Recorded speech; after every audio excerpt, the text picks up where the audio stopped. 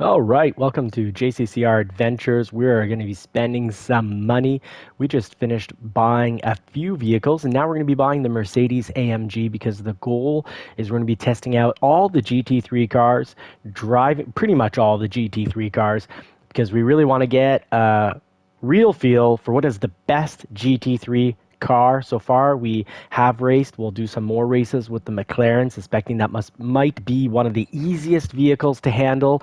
Now, I have a feeling the AMG here, with its front engine rear wheel drive, being one of the hardest cars to drive, but we'll find that out. Some say that it's the mid-engine rear wheel drive setup that's the hardest to drive, but so far the Porsche 911, if you've been watching some of the videos, we've done a lot of endurance races and just a lot of racing with that Porsche 911 GT3, and it's gone very well despite it being mid-engine rear wheel here, which is weird because Porsche 911s are usually mid-engine rear wheel, so I don't know if it's how it is. Maybe they lengthened it. I don't know. We'll go look into that right now. But let's buy the Mercedes AMG GT3 2020 so we can test it out. Now, there is a little difference here. There's 30,000 difference between this blue one here and this one right here. Oddly, the length is roughly 7 inches. It's 7 inches longer in length.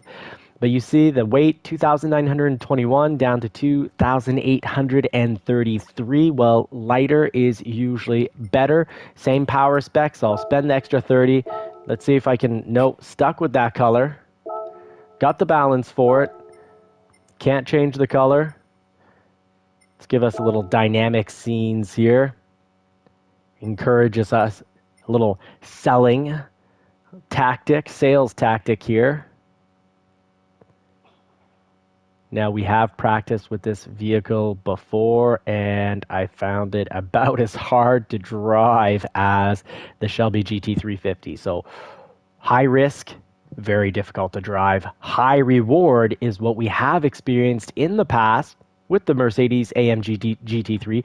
But to Gran Turismo 7, there have been updates, and I've been reading on it, and the updates are supposed to make it so that the front engine rear wheel drive are easier to control, but I have a feeling that the Supra and this AMG require a little bit of fine tuning, more experience, more practice. They're less forgiving than, let's say, the Porsche 911 GT3 car, which is a fantastic all-around vehicle, and the McLaren, which follow my videos, but I think my hypothesis is that the McLaren is the easiest vehicle to drive with the best brakes, the best handling, the most forgiving vehicle, but not the fastest vehicle. So we have purchased this Mercedes-AMG GT3 2020. So follow along with the channel as we test out all the vehicles and help you together. We're going to figure out and drop it out off what you think in the comments, what your hypothesis is, or share your real world experiences playing on the simulator Gran Turismo 7 for what is the best vehicle for GT3 racing. So we'll be looking at the 800 performance point class. Now let's see, Audi. Let's spend a little money over at Audi here. I've been wanting to try this out. Let's see, what are we going to pick? 450,000 credits. We look at the power specs there. The weight, very important for 20 pounds. Ooh, 20 pounds, but oh, the price doubles for 9 horsepower and no difference in torque, barely longer, so that's just body molding. Oh, that is an expensive difference for 20 pounds. Yeah, I'm not going to waste my money like that. Then what do we have here? 854, so that's for the 900 class. But if we're going up to the 900 class, I'd spend extra money, the 3 million on that bad boy right there, or the 1 million right there. But for today, let's go with where's the R8 here? One of these two. We've got the money, but this actually is slightly higher in performance points. Not sure about the color here. Let's see, can we switch? Nope, we're stuck with that. No, not bad looking at all. Let's see, let's try to feel a little bit better about this purchase. Put in a little dynamic scene here. R8, 2019. Old world architecture. Far more beautiful and inspiring than today's horrific architecture. Bland, boring, and depressing architecture. Look at the old world. Absolutely beautiful. Makes you proud of your heritage. Motivates you towards excellence. Okay, you won me over, dynamic scene. All right. So we also bought the new updated 2020 Porsche 911 Turbo, which we could also modify and run in the 800 class, or just, not touch and run in the 700 class. Now BMW also has a great GT3 car. And it is known, it is reported and rumored to be an excellent vehicle. Not this one here. That's could run in the 800 class with a bit of a stretch. But it's this one right here, the M6 GT3 Endurance model or the Sprint model. Were just two different liveries, designs. That is awfully nice. And you've got this one here, beef it up. Performance points actually lower, less horsepower, less torque. So that would be, we'd have to add a little weight to it and get it right into the 700 class, but we like racing the 800 class here. Oh, that is fantastic. I don't know if it'd be allowed in, oh, that's gorgeous. I don't think it'd be allowed in the GT3 class. Even though it falls under the 800 performance points, it might squeeze by. But let's go with what is definitely approved. 740. We've got front engine, rear wheel drive.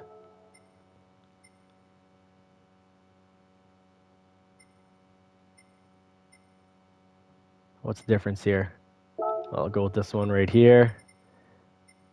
Purchase that up. It's good look. Now, it's not rear engine or mid-engine, but it has those side air intakes. So I guess I'm going to assume that must be for cooling off the rear brakes. BMW making fantastic track vehicles. Don't want to get into it right now. Head over to Mercedes. Let's see what Mercedes has. We bought the AMG, so okay, bye-bye Mercedes. You're carrying nothing for GT7. Maybe that's now McLaren. Let's see if there's an update. Currently won 1 million credits running this vehicle. No, not this vehicle. We have the 650S GT3, which we can see right there with PP performance point 718 that runs in the 800 class. We beefed up the power a little, changing the turbocharger, the only change that we could make to it, giving it extra power. Let's see what we have here. McLaren P1. Alrighty. Wow. Wow, that is impressive. 986 horsepower. Now, before you spend $3 million in the game, you might want to do something. I'll show you something right here. I've already modified the McLaren. So you can go back to your garage and check what you're currently running, see how you've modified it.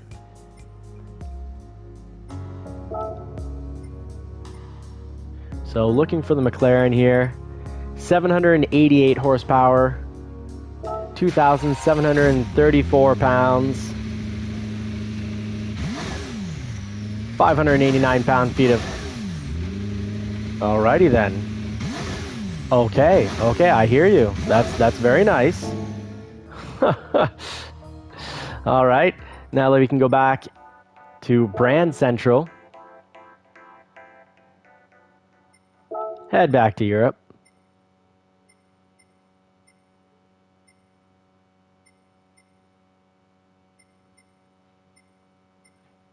Sorry, using my steering wheel to navigate. Finally got back to McLaren here. Sorry about that. Let's check here. Started off, oh, that's for GT4. And 986 and still fitting into the points requirement. So that would be a nice upgrade. And that is a lot of the money that we've earned versus this right here. The 542 horsepower.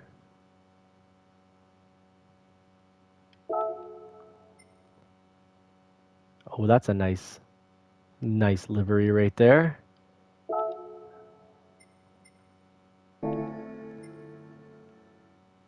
I'd like to know, without having to Google, I'd like to know what engine's in there.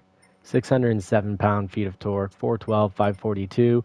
But yeah, we gain about 200 horsepower. That's a kind of a big difference right there and awfully tempting. Now the weight, 2,965 pounds, that's a bit much. So I'm going to hold off on this.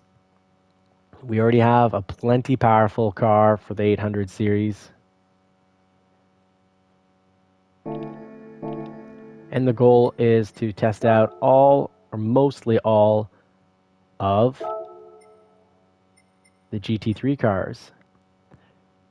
So that would be an option. We'll test that out a little later.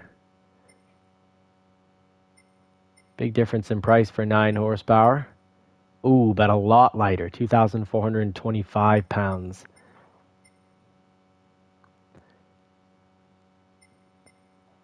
So we're not going to go to Aston Martin for the moment.